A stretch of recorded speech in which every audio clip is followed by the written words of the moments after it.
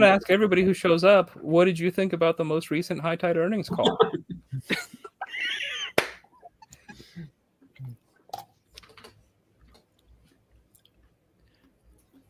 I don't think he follows High Tide.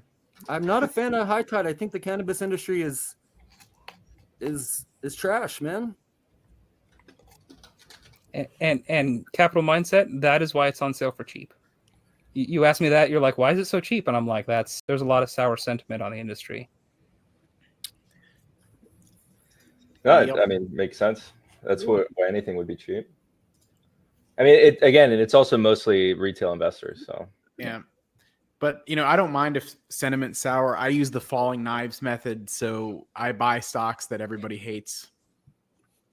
That's true.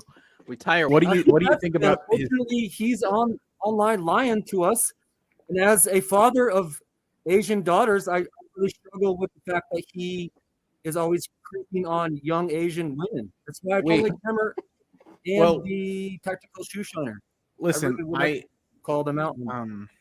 I know a thing or two about young Asian women, and you got to treat them right. That's all I'll say. But yeah, I mean, like, if you put ideas out there, especially, and here's the thing too, and I hope I'm not yapping too much.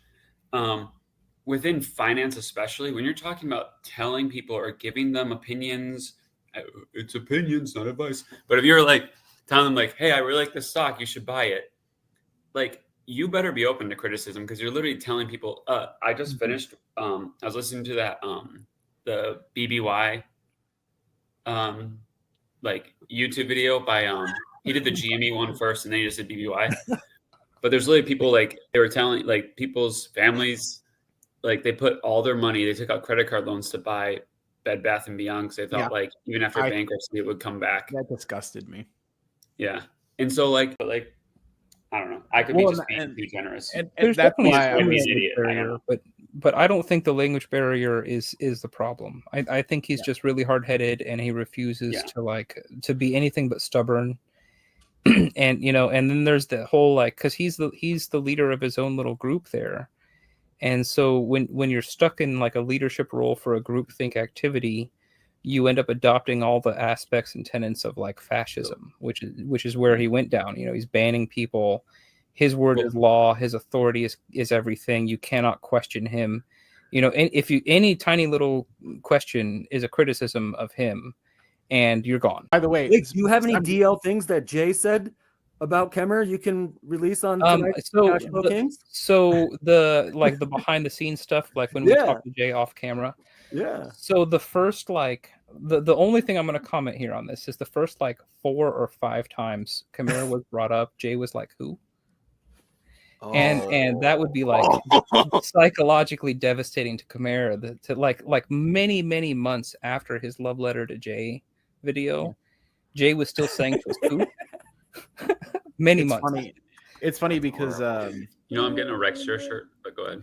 Because if Kemmer is the cult leader, Jay's the god they worship, right? Of course.